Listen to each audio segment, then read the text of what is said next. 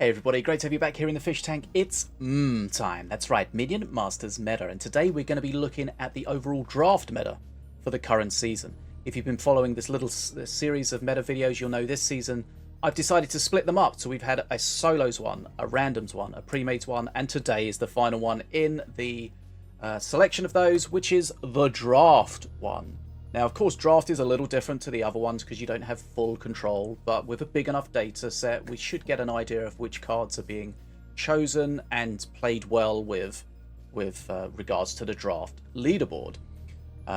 Reminder, if you're new here, a lot of time and effort does go into these videos, so I would really appreciate it if you're enjoying them to hit that subscribe button. And of course, if you're an existing viewer, please consider giving it a thumbs up and getting involved in the comments. Always good to hear from you. Right, so first of all, let's have a look at the Masters. Which Masters were used most in draft based on what we can gain from the leaderboard. So here we see Master popularity. So we've got two graphs here. 2.6 last season on the left, 2.7 this season on the right. So last season it was Apep, Valorian, Tromvir. This season the Master of Choice is Valorian, then it's Apep, then Morelia, and Tromvir's dropped down. I did a Tromvir draft the other day, and he really does feel like easy mode compared to a lot of the other Masters. But that's not really what the data's showing overall. So let's have a look. Mordar has increased quite a lot. So with Ratbo, so with Valorian. Mordar potentially, because with the new alternate Master perk, you're not so restricted. You don't have to have those heavy units to have those good value revives. So a reduction in Mordar's deck building requirements with the alt perk potentially making people more prepared to choose Mordar during draft. And so just a reminder, if you don't know what draft is where you're building a deck. Each time you get 3 random choices. So you choose them 3 random masters, then at each card you choose them 3 random options. So Mordar's gone up quite a lot. Wrecked has gone down. It's kind of interesting to see that because if you've seen my 1v1 meta video this season, Wrecked is the #1 master in solos, but that is not what he's being shown as in draft. So Wrecked dropped off, Tromvir dropped off, Apep also dropped off, and then as we said, Mordar, Ratbo and Valorian seeing an increase. We can see the average mana cost there. It's about what we would kind of expect. Just look to try to keep between 3 and 4.5 as a general rule of thumb. Right, let's look at the top cards in draft. As always, we're going to split them between non-spells and spells. And the #1 card chosen in the draft on the leaderboard this season is the Crystal Archers. #1, they've gone up hugely, almost unplayed last season in draft.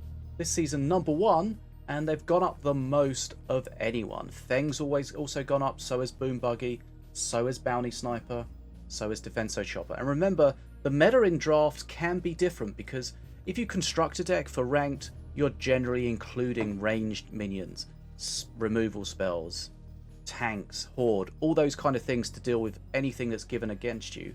Whereas in draft, you don't necessarily have the choices to deal with all of those things. So you might get less range, you might get less removal spells. And that means things like, for example, the Bounty Sniper, which you very rarely see kind of on ladder, you'll likely see way more often in draft because there's a good chance your opponent might not have the counters for it.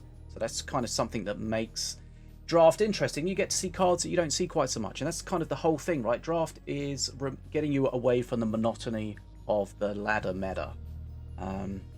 Okay, so we can see there Crystal Archers, Defenso Chopper, Assassin, the top 3, also Mana Chaser there going up. A reminder, if it's green, it's gone up. If it's red, it's gone down. The top left number is its rank. The top right number is its rank last season. So we've seen some reductions. Disruptor Puff, Spell Dancer dropping off, Simulacrum, Dragon Pack. It's kind of interesting. Dragon Pack always feels like a good pick in draft. And one of the things I find interesting to look at is to compare the cards from how they're doing in draft to how they're doing out there in the ranked modes, in solo ranked specifically.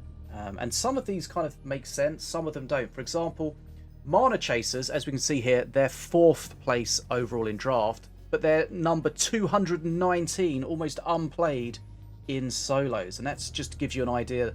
in solos, you're likely to come up against Daggerfall or something that's just going to murder them, whereas in draft, you're unlikely to have such a hard time with them. Also, Stixie, number 39 in draft, 269 in ranked. Adventuring Party, 44 in draft, 264 in ranked. That kind of makes sense because it's very susceptible to things like Fireball or big removal spells like that. And again, you're less likely to run into them in draft. Cannon Roller, very underplayed on ladder, 274th compared to 45th on draft. And Jade Flingers, 56th in draft and 267 in ranked. I think Jade Flingers, you would normally not choose them in ranked. You would just choose Bounceberry Flingers instead. Whereas in draft, you don't have that luxury. But what's on the other side of things? What are better in ranked, but not in draft, according to this data? Well, Gorex Gate was only seen number 239 in draft, so almost unplayed. But it was top 23 in ranked. Brutish Betrayer, almost unplayed in draft, 256, compared to number 38 in ranked. And I think that kind of makes sense because Brutish Betrayer is a card that you want to build around a kind of a concept of the deck, right? You're allowing yourself to take damage, but you're putting out a lot of damage, and that needs to be something that's done overall in the deck rather than just the card on its own. Rock Rivals, completely unplayed in draft, number 39 in ranked. Dragon Ball, completely unplayed in draft, number 58 in ranked. And a Kinlab, completely unplayed in draft, but number 34 in ranked. So it just goes to show how sometimes the meta in draft is very, very different to the overall meta out there on ranked. Okay, so those are the top non-spell cards, which means minions or buildings. And then, of course, let's have a look at the spells. Lightning Bolt is a wild one.